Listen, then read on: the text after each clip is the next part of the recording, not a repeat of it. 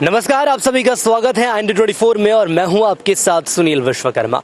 मध्य प्रदेश की राजधानी भोपाल में हम आ चुके हैं और राजधानी भोपाल के इस शौर्य स्मारक पर आज हम मौजूद हैं और आज हम आपको कारगिल के महायुद्ध की महागाथाएं बताने वाले हैं। और सबसे पहले आपको बताएंगे कि आखिर इस कारगिल युद्ध की शुरुआत कैसे हुई थी, इसका अंत कैसे हुआ था, कैसे भारतीय सेना ने पाकिस्तान के छक्के छुड़ा दिए थे। इसके साथ ही साथ यदि हम बात करें ऐसे वीर जवानों की जिन्होंने अपनी शहादत दी है और ये राजधानी भोपाल में स्थित शौर्य स्मारक इसी शहादत को सलाम करता है। तो चलिए आइए चलते हैं इस महागाथा के महासफर पर।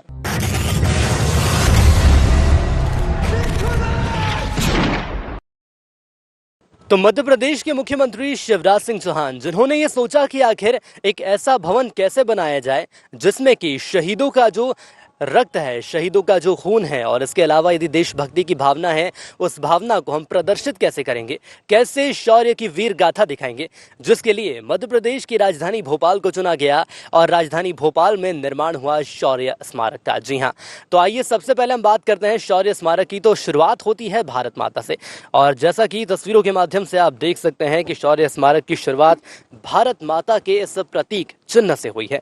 दरअसल शौर्य स्मारक का पहला बीज 10 जुलाई 2008 को पड़ा था और दिल्ली में कर्नल मुशर्रफ की जयंती पर इंडिया हैबिटेट सेंटर में एक कार्यक्रम था। इसका विषय था भारतीय सेना के प्रति युवा आकर्षित आखिर क्यों नहीं होते। तब सेना के अध्यक्ष जनरल दीपक कपूर ने उलाहना दिया और उन्होंने कहा कि आम आदमी और युवाओं के बीच सेना का आकर्षण बनाए रखने के लिए तब तक ही किया गया है कि आखिर जब तक लोगों को सुविधाएं मिलें। कार्यक्रम में मध्य प्रदेश के मुख्यमंत्री शिवराज सिंह चौहान भी मौजूद थे और इस दौरान उन्होंने साफ ऐलान कर दिया कि उनकी सरकार भोपाल में एक शौर्य स्मारक बनाएगी। और फिर शिवराज के सपने को साकार दिया दिल्ली की आर्किटेक्ट शोना जैन ने। तो जैसा कि दर्शकों मैंने आपको बताया कि आखिर शौर्य स्मारक की शुरुआत कैसे हुई, कैसे इसके बनाया गया और आखिर कौन कौन से यहाँ पर खास चेहरे थे जिसके माध्यम से शौर्य स्मारक बना है। तो आइए सबसे पहले चलते हैं और देखते हैं कि आखिर शौर्य स्मारक की शुरुआत कैसे हुई। तो शौर्य स्मारक में जैसे ही हम अंदर आते हैं उसके माध्यम से आप देख सकते हैं कि लोकार्पण किया गया भारत के प्रधानमंत्री श्री नरेंद्र मोदी जी के द्वारा। श्री ओम प्रकाश कोहली जो कि राज्यपाल थे उस वक्त मध्य प्रदेश के, मनोहर पर्रिकर रक्षा मंत्री भारत सरकार और मुख्यमंत्री शिवराज सिंह चौहान मध्य प्रदेश, जिन्होंने 14 अक्टूबर 2016 को संपन्न किया था और इसकी शुरुआत की थी इस खास स्मारक की जिसका नाम पड़ा शौर्य स्मारक। तो आपको बताएं कि यदि शौर्य स्मारक की खासियत की हम बात करते हैं तो भोपाल में बने इस शौर्य स्मारक में बाकायदा जंग के मैदान को भी दिखाया गया है जिसमें खुरदुरी जमीन पर चारों तरफ तोप की आवाज है। स्मारक में जिंदगी और मौत के दृश्य को भी दिखाने की कोशिश की गई है। यहाँ शहीदों की याद में शौर्य स्तंभ बनाया गया है और हर दीवार पर उकेरी गई है वीर रस की कविता और तीनों सेनाओं के काम करने के मुश्किल हालात भी दिखाए गए हैं। और जैसा कि आप देख सकते हैं कि एक युद्ध का मैदान अब हमारे सामने आ चुका है और आखिर कैसे इस युद्ध के मैदान में हमारी सेना के जवान दुश्मनों से लोहा लेते हैं। तो स्मारक में प्रवेश करते ही हमने सबसे पहले देखा कि आखिर सीढ़ियों की चौकोर बना खुला आंगन है जो कि मन को सुखद अनुभव कराता है और उसके बाद युद्ध का ये रंगमंच सामने आता है। तो शौर्य स्मारक में आज हम मौजूद हैं और बात कर रहे हैं कारगिल विजय दिवस की। जी हाँ, 26 जुलाई आज का दिन विजय दिवस के रूप में मनाया जाता है। सबसे पहले यदि हम बात करते हैं एक सैनिक की, तो एक सैनिक आखिर क्या होता है जिसे अपनी जान का डर नहीं रहता, जिसे ये डर नहीं रहता कि आखिर आने वाले वक्त में मेरे साथ क्या होने वाला है, दुश्मन आखिर उसके साथ क्या सलूक करेगा। लेकिन यदि युद्ध के मैदान की हम बात करते हैं तो युद्ध का मैदान आप देख सकते हैं और शौर्य स्मारक में इस युद्ध के मैदान को बनाया गया है। दरअसल कारगिल युद्ध में हमारे 500 से भी ज्यादा सैनिक शहीद हुए थे और बड़ी संख्या में हमारे सैनिक घायल हो गए थे और उसके बाद कोशिश की गई कि आखिर एक युद्ध के मैदान को बनाया जाए जिसके माध्यम से एक आम जनता की यदि मैं बात करूं तो आम जनता आखिर सोच सकती है, समझ सकती है कि आखिर इस युद्ध के मैदान में कैसा जज्बा देशभक्ति का सैनिकों के अंदर, शहीदों के अंदर पैदा होता होगा उस वक्त जब वो सेना का प्रतिनिधित्व करते हैं उस वक्त जब वो दुश्मन से लोहा लेते हैं। तो युद्ध का रंगमंच हमने देखा और उस रंगमंच में जीत होती है, हार होती है और एक और बड़ी खास बात होती है और वो होती है मृत्यु, यानी कि शहीदी। एक सैनिक जो कि अपने देश के लिए शहीद होता है और उसके बाद आखिर क्या होता है, तो राजधानी भोपाल स्थित शौर्य स्मारक में इन तमाम चीज़ों का विस्तार से वर्णन किया गया है।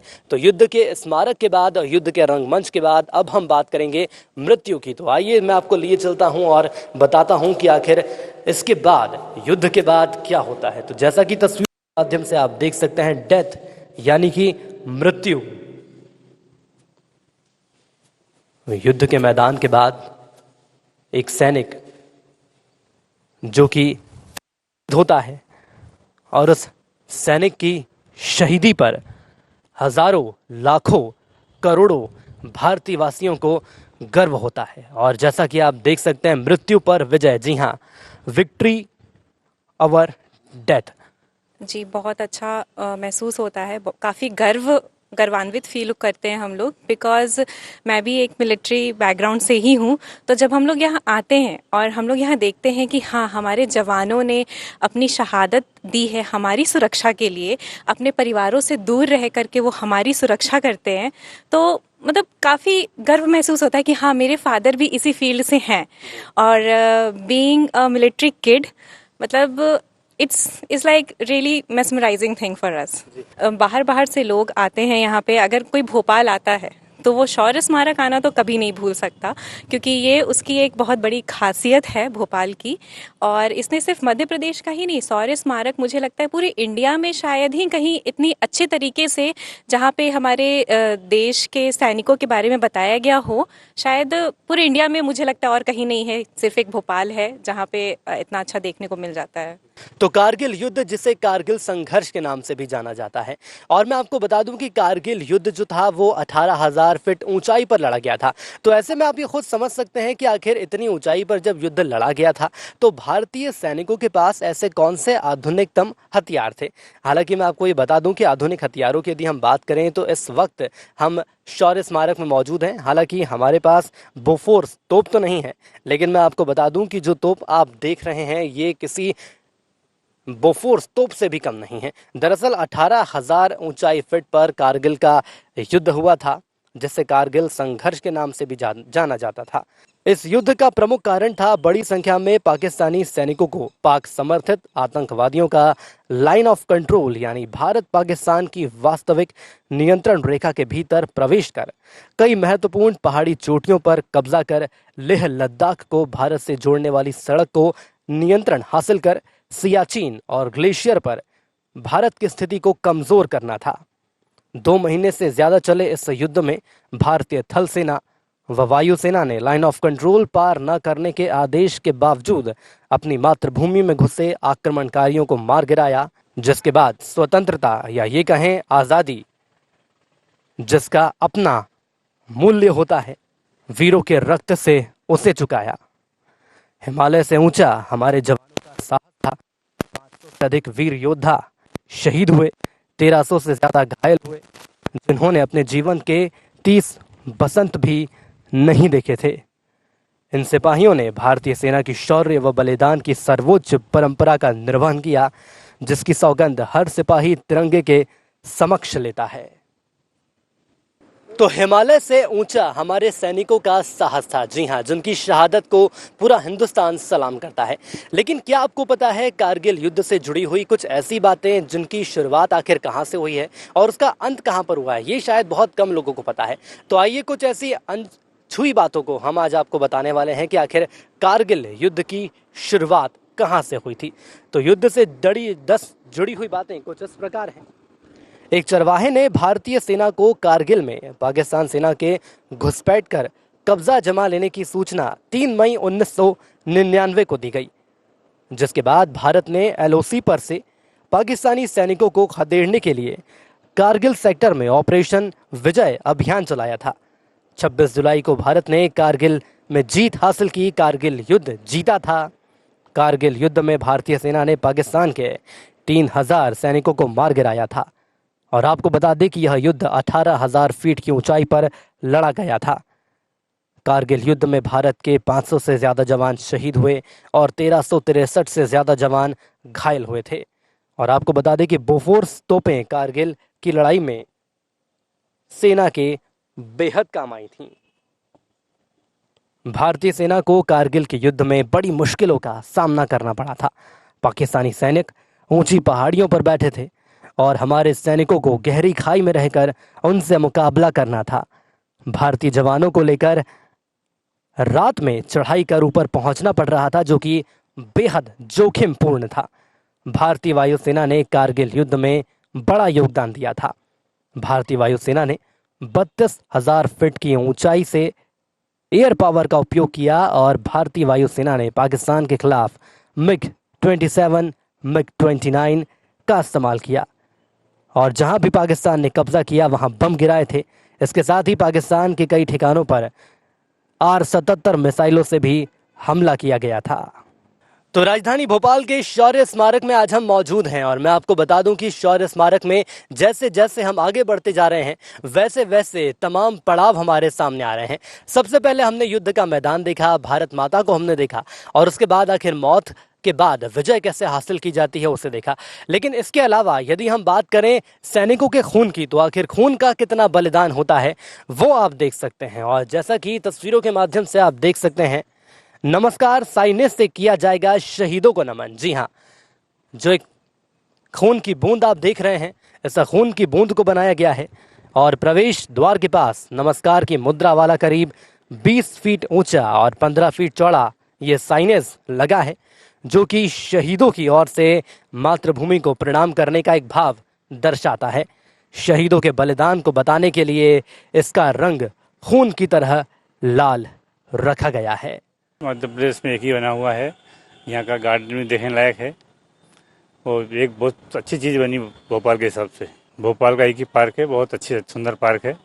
बिल्कुल आना चाहिए, देखना चाहिए, इसमें कुछ सीखना चाहिए लोगों को यहाँ आके। और हम शहीदों को हमारा बहुत बहुत नमन, बहुत अच्छा लगता है, उसके याद शहीदों को याद आती है देखने में, उनको बहुत बहुत नमन हमारा। तो शौर्य स्मारक पर कारगिल विजय दिवस की हमारी गाथा लगातार जारी है और अब हम एक अंतिम पड़ाव में पहुंच चुके हैं। जी हां, सबसे पहले हमने देखा कि आखिर भारत माता से शुरुआत होती है इस स्मारक की और उसके बाद धीरे धीरे जिस तरह से लगातार एक सैनिक की दिनचर्या आगे बढ़ती है, या ये कहा जा सकता है कि युद्ध के मैदान का अनुभव कैसा रहता है, तो वो अनुभव भी हमने आपको कराया और उसके बाद एक रक्त की बूंद हमने आपको दिखाई जो कि शौर्य गाथा को नमन करती है। और इसके बाद अब हम आ चुके हैं एक अंतिम पड़ाव में और एक होलोग्राफिक लॉ अब आपकी टेलीविजन स्क्रीन पर सामने आने वाली है। जी हां, जहां हम मौजूद हैं इसको कहते हैं शौर्य स्तंभ और ये शौर्य स्तंभ 62 फीट ऊंचा है। लेकिन सबसे पहले यदि लॉ की बात करें तो इस स्तंभ के नीचे चबूतरे पर एक अत्याधुनिक होलोग्राफिक लॉ अमर ज्योति जवान प्रज्वलित है। पास ही सैनिकों के जूते और शहीदों के सम्मान में बंदूकों को भी प्रदर्शित किया गया है, वो भी आपको दिखाएंगे। लेकिन उसके पहले यदि इस स्तंभ की ओर हम नजर डालते हैं तो एक स्तंभ को आप देख सकते हैं, अपने आप में गौरवान्वित करने वाला ये स्तंभ और ये चित्र आपकी टेलीविजन स्क्रीन पर नजर आ रहा है। अंधेरी खौह से बाहर निकलकर अगले आंगन में पानी के बीच जगमगाती छड़ें यहाँ पर नजर आती हैं। जल की पवित्रता के बीच यह जीवन के पुनरुत्थान का एक संकेत है। इस तरह जीवन, संघर्ष, मृत्यु और फिर जीवन के सफर को पूरा करते हुए हम युद्ध के रंगमंच से बाहर आए और यहाँ 62 फीट ऊंचे शौर्य स्तंभ पर हम सभी की नजर है। और आइए जरा इस शौर्य स्तंभ की हम बात करें कि आखिर इसे कैसे बनाया गया है, कौन से सामान इसमें उपयोग किया गया है। तो नौसेना के प्रतीक जल स्रोत के बीच सेना को काले और वायुसेना के सफेद ग्रेनाइट से दिखाने वाले इस स्तंभ के नीचे एक होलोग्राफिक लॉ जल रही है। और साथ ही आपको बता दें कि ये एक गर्व का विषय है। ग्रेनाइट पत्थरों से बना हुआ ये शौर्य स्तंभ, जिसकी ख्याति अपने आप में विख्यात है और इसके बीचों बीच अमर जवान ज्योति प्रज्वलित है। सब प्रथम जब भी कहते हैं ना 26 जनवरी होता है और एक फिल्म आती है, जब वहाँ पे जब भी कोई भी देशभक्ति से रिलेटेड तो रोंगटे खड़े हो जाते हैं। लेकिन वही रोंगटे जब यहाँ आते हैं तो यहाँ वो बारीकी पता पड़ती है कि आर्मी होती क्या है, काम कैसे करती है, और जो थल वायु जितनी भी जो तीनों हमारी आर्मी की विंग है हमारी, उसको जब हम काम करते हैं तो यहाँ आके वो बारीकी पता पड़ती है। और जैसे जो एक यहाँ पे एक जगह है जहाँ पे पूरे उन वीरों की मिट्टी रखी हुई है, तो एक अंदर से वो एक देशभक्ति पैदा होती है कि आज हम उस जगह खड़े हैं जहाँ पे हमारे जो हमारे देश के जवान हैं जिन्होंने बलिदान किया, उनके गांव की मिट्टी यहाँ पे रखी हुई है। तो शौर्य स्मारक अपने आप में एक बहुत बड़ी चीज़ है।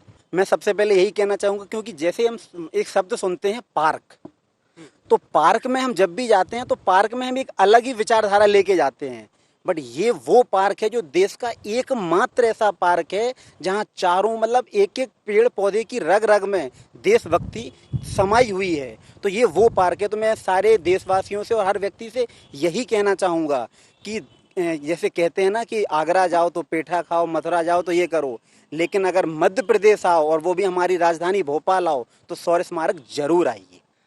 यह संसार वीरों की भुजाओं पर उसी तरह से आधारित है, उसी तरह से निर्भर है जिस तरह से एक पुत्र अपने पिता के बाजुओं पर निर्भर रहता है। जी हाँ, और शौर्य स्मारक में आज हम मौजूद हैं और जो तस्वीरें आप देख रहे हैं, इन तस्वीरों के माध्यम से हम आपको ये बताना चाह रहे हैं कि आखिर कैसे एक उल्टी बंदूक पर एक कैप्टन की टोपी को रखा गया है, जिसके माध्यम से ये प्रदर्शित करने की कोशिश की जा रही है कि आखिर कैसे वीरता को हम सलाम करते हैं।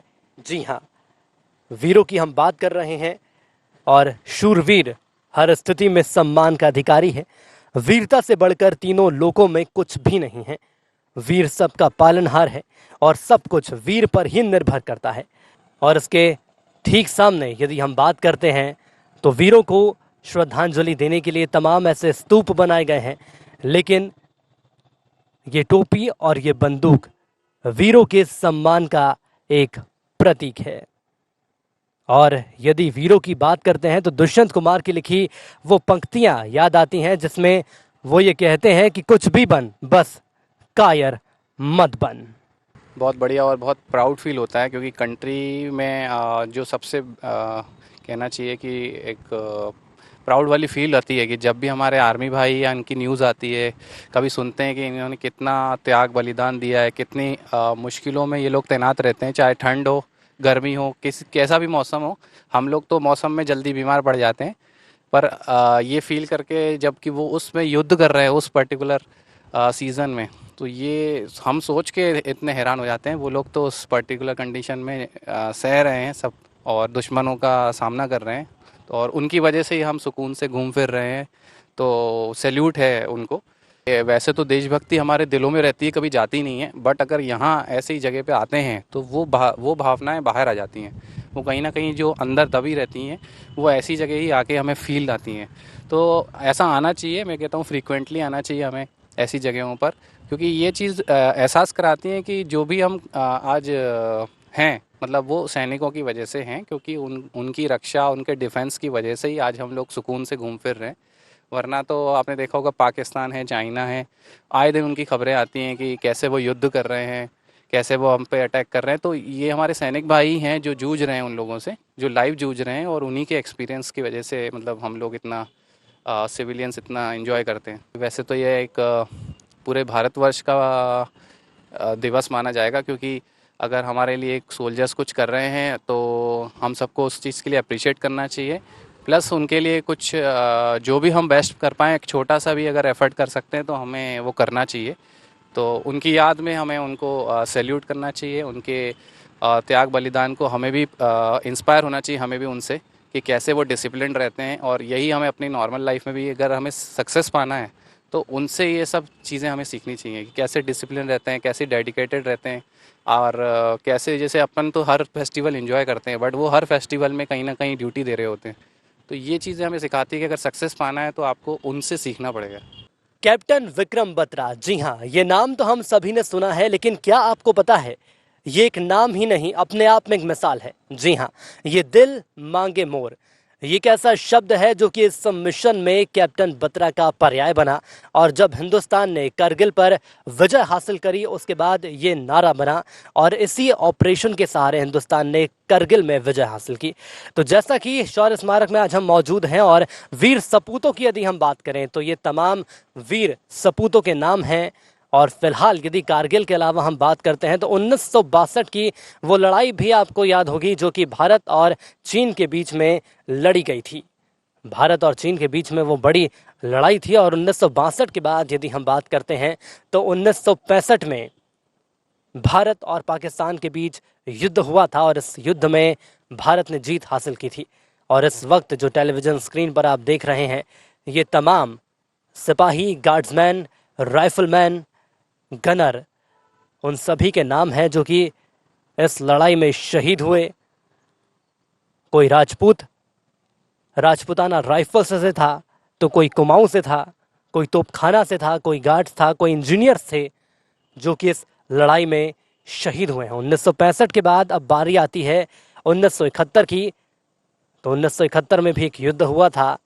भारत का परचम इस युद्ध में भी बुलंद हुआ था। तो भारत के ये वीर सपूत हैं। आपको बता दें कि वीरता के लिए जो तमाम सपूत शहीद हुए, भारत के लिए सब शहीद हुए, जिसके बाद इन्हें सैनिक सम्मान भी दिया गया है। तमाम ये नाम आपकी टेलीविज़न स्क्रीन पर हैं और यहाँ पर कईयों को महावीर चक्र दिया गया है। भारत का सर्वोच्च सम्मान सैनिक सम्मान भी इन्हें दिया गया है। तो जितनी इनके बारे में बातचीत की जाए वो कम है। IND-24 भी इन्हें सलाम करता है और इनकी शौर्य की गाथा को नमन करता है। कारगिल युद्ध की आज हम बात कर रहे हैं और आज कारगिल विजय दिवस है। दर्शकों, क्या आप जानते हैं यदि हम सैनिकों की बात करें तो सैनिकों के लिए सबसे खास बात आखिर क्या होती है? तो इसके पहले हमने आपको दिखाया था सैनिकों के लिए सबसे खास बंदूक और उनकी टोपी रहती है जिसके माध्यम से वो दुश्मनों पर विजय हासिल करते हैं। लेकिन इसके साथ ही साथ यदि हम बात कर लेते हैं सैनिकों के एक और बड़े शस्त्र जिसे कहा जाता है जूते। जी हाँ, कहने को तो ये जूते हैं लेकिन एक सैनिक के लिए इससे बड़ा हथियार कुछ नहीं है, क्योंकि ये वही जूतों का प्रतीक है जो कि सैनिक पहनता है और युद्ध की भूमि में जाता है और अपने विरोधियों को, अपने दुश्मनों को परास्त करता है। और इसी को प्रदर्शित करती हुई ये तस्वीरें जो कि इस वक्त आप देख रहे हैं, भारतीय सैनिकों को नमन करती हुई, उन्हें उनकी शहादत को सलाम करती हुई ये तस्वीरें। और संभवतः ये जो प्रतीकात्मक चिन्ह हैं इनके माध्यम से आप समझ सकते हैं, सैनिकों के शहीदों के करीब जा सकते हैं कि आखिर किस तरह से वो जंग के मैदान में उतरे होंगे। और ये जूते उन्हें सलाम करते हुए, उनके शौर्य की गाथा को बताते हुए। एक शहीद जब जिस याद किया जाता है कुछ उसी तरह गोल्डन पेंट में ये जूते सैनिकों को सलाम करते हुए, उनकी शौर्य की गाथा को बताते हुए और ये बताते हुए कि आखिर कैसे एक वीर सैनिक के लिए सबसे ख़ास बात जंग के मैदान में जूते रहते हैं, जिस तरह से वो इन जूतों को धारण करते हैं और युद्ध के मैदान में जाते हैं। संभवतः ये तस्वीरें आपने पहले नहीं देखी होंगी, लेकिन इन तस्वीरों को, गहराइयों को यदि समझने की हम कोशिश करें तो वीरता को नमन करती हुई ये तस्वीरें, मातृभूमि पर सर्वस्व न्यौछावर करने वाले अमर बलिदानी भले ही अब हमारे बीच नहीं हैं, मगर इनकी यादें हमारे दिलों में हमेशा हमेशा के लिए बसी रहेंगी। और इसीलिए कहा जाता है शहीदों की चिताओं पर लगेंगे हर बरस मेले, वतन पे मिटने वालों का यही बाकी निशा होगा। जी, यहाँ आकर बहुत अच्छा लग रहा है। हमें अपने इतिहास को जानने का मौका मिल रहा है। हमें पता पड़ रहा है कि आज हम यहाँ जो अपनी ज़िंदगी इतने सुकून से निकाल रहे हैं, लोग अपना व्यापार कर रहे हैं, उसकी कीमत कौन चुका रहा है। हाँ, यहाँ आके वो पता लग रहा है। एम मानेकशॉ, करियप्पा, ऐसे लोग हैं ये जिन्होंने इतिहास में अपना बलिदान दिया हमारे लिए। मेजर करियप्पा वो पहले व्यक्ति थे जो सेना के अध्यक्ष बने। उस समय बने जिस समय हम अंग्रेज़ों से आज़ाद हुए। समय बहुत ख़राब था, लोगों के पास शक्ति नहीं थी, सेना के में विश्वास था और उन्होंने हमें लीड किया। ऐसे लोगों का इतिहास जानने का मौका जब मिलता है तो दिल में बहुत खुशी होती है। और कुछ लोग जो कहते हैं कि नेशनलिज्म की भावना ख़राब है, ग्लोबलाइजेशन की तरफ जाना चाहिए, उन लोगों को बताना चाहूँगा कि अगर 135 करोड़ को इकट्ठा रखना तो एक सूत्र होना चाहिए, और नेशनलिज्म की भावना ही वह सूत्र है जो ऐसी जगह आकर हमारे अंदर बढ़ती है और हम समझ में आता है कि राष्ट्र की सुरक्षा की कीमत कौन चुका रहे हैं और उन्हें सम्मान देना हमारा कर्तव्य है। देखिए, हमारे देश में संविधान है, संविधान लागू है, बाबा साहब अम्बेडकर ने संविधान लागू किया है, तो उन्होंने सबको अधिकार दिया है, जो जहाँ जाना चाहे जा सकता है। परंतु उसी संविधान से हमें कुछ ड्यूटीज़ मिलती हैं, कुछ फंडामेंटल राइट्स हैं, लोग उनका इस्तेमाल करते हैं, अच्छी बात है, पर ड्यूटीज़ मिलती हैं। वो ड्यूटीज़ ये हैं कि हमें राष्ट्र का सम्मान करना चाहिए, राष्ट्र के प्रतीकों का सम्मान करना चाहिए और राष्ट्र के लिए जो बलिदान हो रहे हैं उनका सम्मान करना चाहिए। वो सम्मान सिर्फ दिमाग के अंदर रखने से नहीं आएगा, उसे थोड़ा दिखाना भी चाहिए। ऐसी जगह पर आकर थोड़ा एक दूसरे को प्रेरित करना चाहिए कि वो जाने कि कौन थे वो बलिदानी जिनके लिए आप इस आज़ादी, इन पब में जा रहे हैं, इसकी कीमत किसने चुकाई। एक बार उनको सम्मान देना बहुत ज़रूरी है, बस यही कहना चाहूँगा सबसे। तो देशभक्ति और देश की सेवा की भावना हम सभी में होनी चाहिए। न सिर्फ 15 अगस्त या 26 जनवरी की हम बात करें, हर दिन देशभक्ति को समर्पित दिन होना चाहिए। इसके साथ ही साथ यदि हम कारगिल विजय दिवस की बात करें तो कारगिल विजय दिवस इतिहास में स्वर्ण अक्षरों में अंकित किया जाएगा। लेकिन इसके साथ ही साथ मध्य प्रदेश की राजधानी और शांति का टापू मध्य प्रदेश को कहा जाता है। राजधानी भोपाल में शौर्य स्मारक, जो कि देशभक्ति की तमाम कहानियां अपने आप में बयां करता है। यहाँ हमने तमाम ऐसी चीज़ें देखी हैं जो कि देशभक्ति की भावना से लबरेज हैं। तमाम ऐसे लोगों से मुलाकात की है जिन्हें यहाँ आकर बेहद अच्छा लगता है। लेकिन इसके साथ ही साथ हमें ये नहीं भूलना चाहिए कि उन शहीदों ने हमारे लिए अपने प्राण तक न्यौछावर कर दिए हैं। इसी के साथ साथ यदि हम आगे बढ़ते हैं तो अब हमें ये देखना होगा कि आखिर हमारा हिंदुस्तान स्वर्णिम हिंदुस्तान में आखिर कैसे तब्दील होगा। इसी के साथ हमारी इस खास पेशकश में इतना ही। दीजिए इजाज़त, नमस्कार।